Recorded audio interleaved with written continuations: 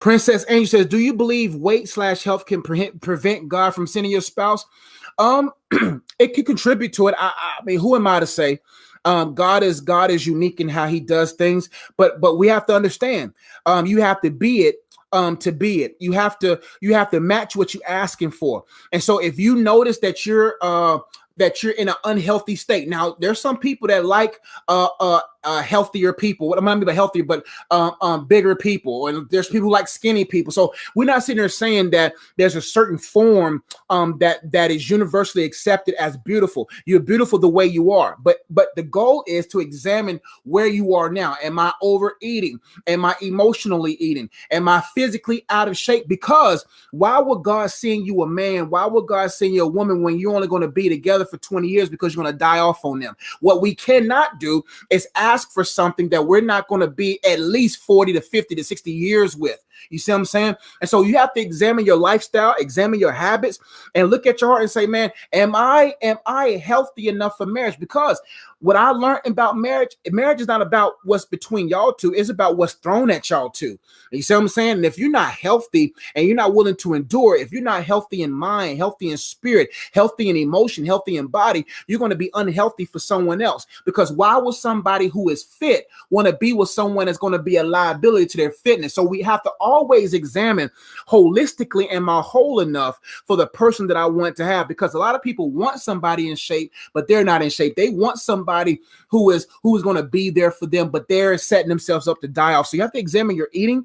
You have to examine your lifestyle choices and say, hey, that's why singleness is not about preparing for marriage. Singleness is about preparing for the mission that God has for you. See what I'm saying?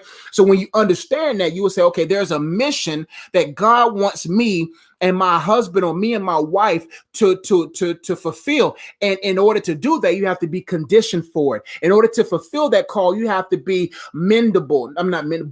You have to be stretchable. You have to be able to endure hardships like a good soldier. You're going to have to be able to go through trials and be able to withstand and not die off because of hypertension, or die off because of diabetes, or become a disability or a liability through stroke or through a high blood pressure. Like this is serious. That's why I work out. That's why I change my diet. I can't be 300 pounds and my wife is anxious and nervous that her husband may die off. You have to be holistically healthy. So everyone who's watching me right now have to, if married or single, have to examine themselves and say, hey, am I in shape enough? Am I conditioned enough for the call that God has for our union?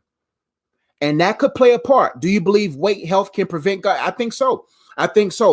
Because God understands and knows, hey man, you got to get it together. Life is tough. It's hard out here. And you got to make sure that you're able to withstand hardship like a good soldier. So examine yourself.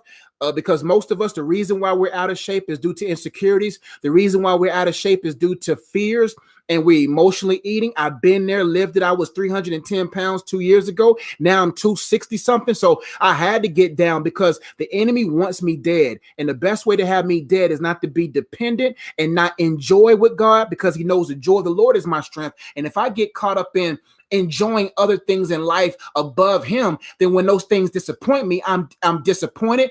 Then depression is inevitable, and then death is down the road. Do you believe weight health can prevent God from sending your spouse? Sure can.